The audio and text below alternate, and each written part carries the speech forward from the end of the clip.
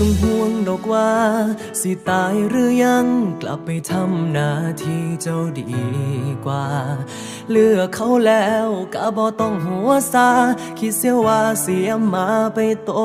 วหนึ่งอายเคยดึงร้างไว้มือนั้นแต่ว่ามันก็บ่มีค่าอายต้องเจ็บต้องเสียทั้งน้ำตากับคำว่าเฮาเลิกกันท้อ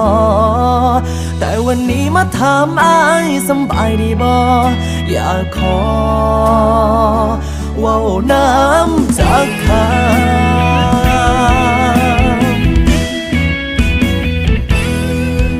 งบ่หวังกำลังเจ็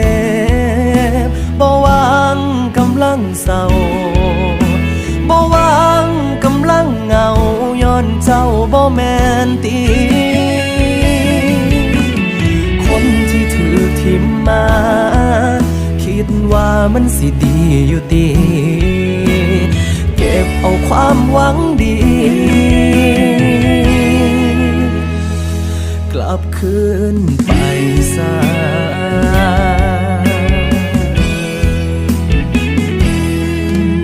ต้องห่วงดอกว่าอายสิเจ็บหลายดีสำใดยังหายใจสู่มือนี้ขอบคุณหลายในความหวังดีถ้าสิให้ดี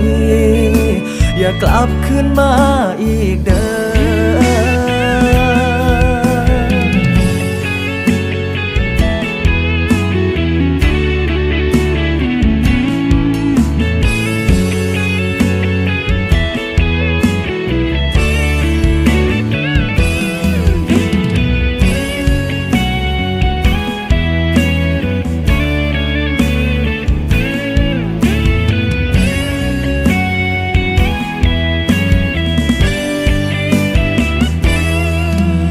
เคยดึงร้างไว้มือนั้นแต่ว่ามันก็บ่มีค่าอายต้องเจ็บต้องเสียทั้งน้ำตากับคำว่าเฮาเลิกกันท้อแต่วันนี้มาถามอายสำบายดีบ่อยากขอเว้าน้ำจากข้าง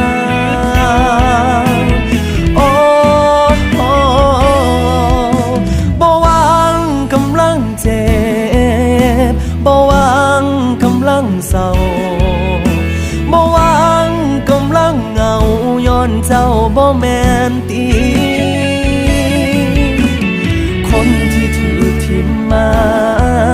คิดว่ามันสิดีอยู่ดีเก็บเอาความหวังดีบ่หวังกำลังเจ็บบ่หวังกำลังเศร้าบ่หวังกำลังเหงาย้อนเจ้าบ่แม่นตี